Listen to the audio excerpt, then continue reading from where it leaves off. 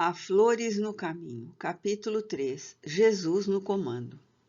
As confabulações íntimas entre Jesus e os discípulos, quando terminavam as exaustivas tarefas diuturnas, ofereciam campo aos companheiros tímidos que não logravam compreender a dimensão da sublime empresa da Boa Nova, para que se aclarassem questões nebulosas e mais se aprofundassem no entendimento do ministério recém-abraçado. Surpreendidos pela eloquência ímpar da palavra do Mestre, por mais reflexionassem, deixavam-se dominar por interrogações sucessivas, ao mesmo tempo intentando mergulhar nas reminiscências trazidas do mundo espiritual quando se haviam preparado para o apostolado libertador. Não obstante, envoltos pelo escafandro material, sentiam-se aturdidos em face dos conceitos audaciosos e especiais que lhes eram apresentados, sem alcançarem o sentido exato, nem a total extensão da revolução patrocinada por Jesus.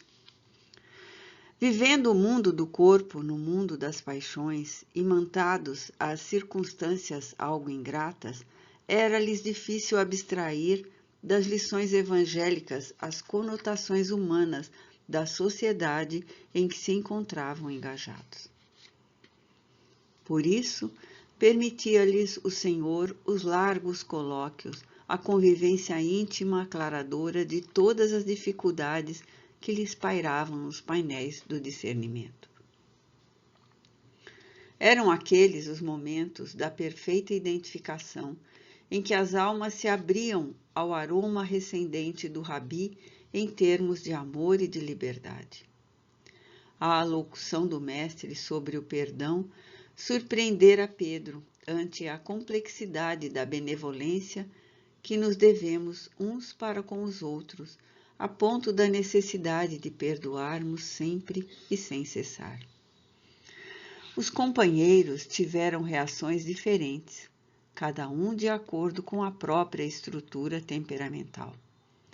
O perdão indistinto colhia-os inesperadamente, desde que, habituados à dureza do mosaicismo, defrontavam o problema da íntima dulcificação como consequência à compreensão das faltas alheias.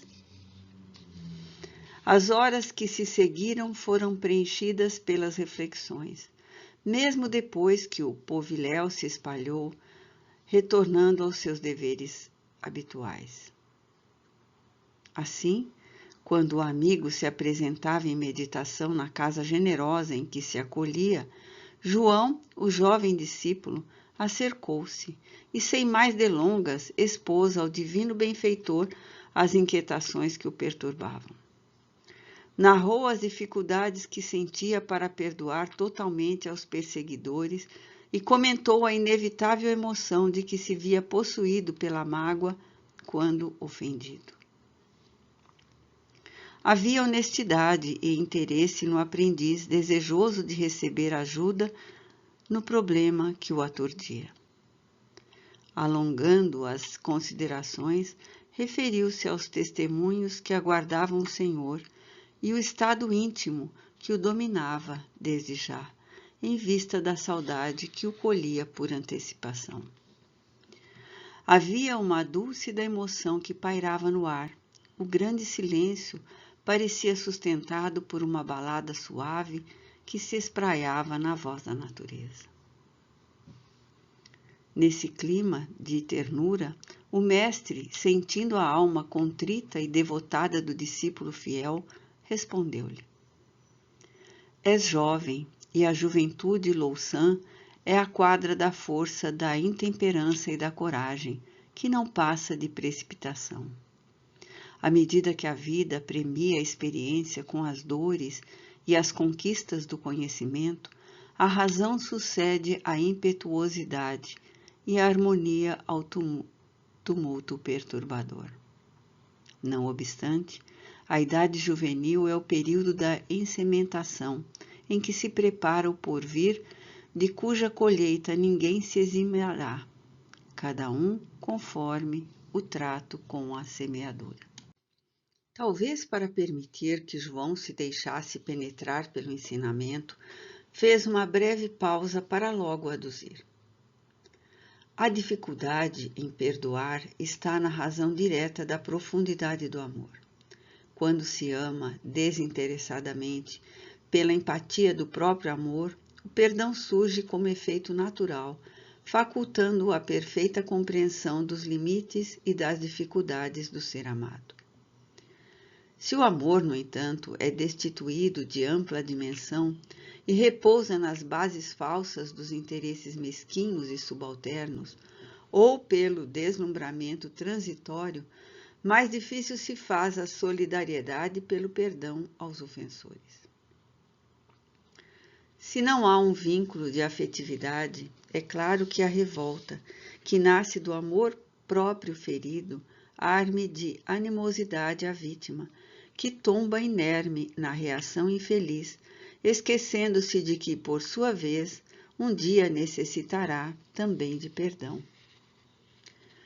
No silêncio que se fez espontâneo, o aprendiz da palavra de luz percebeu a razão por que o amor é a alma da vida em todas as suas manifestações, donde fluem todas as conquistas do esforço moral e das realizações superiores. Meditava no conteúdo da lição ouvida quando o mestre pausadamente prosseguiu. Daqueles a quem amamos, jamais estaremos separados. O Filho do Homem deverá marchar para o testemunho, comprovando a excelência do seu amor e sustentando a fraternidade entre aqueles que lhe são fiéis.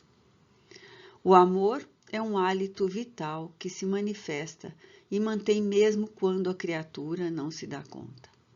Assim é conosco. Estaremos unidos e identificados pelo ideal comum. Aqueles que me amam sentir-me-ão na presença do aflito e do necessitado, do velhinho desvalido e da criança em abandono, do enfermo em agonia e do desditoso em alucinação. Quantos lhes estendam as mãos gentis, a mim o farão, e ouvir-me-ão, ver-me-ão nos seus apelos e lamentos, nas suas aparências e desditas. Falar-lhes-ei e sustentá-los-ei com alento inusitado e entusiasmo profundo que os animarão ao prosseguimento do ministério até o nosso encontro final. João tinha os olhos orvalhados. Estranha emoção dominava-lhe as paisagens íntimas, dulcificando-lhes as ansiedades.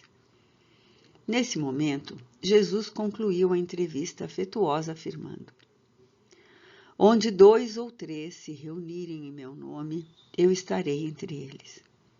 Como?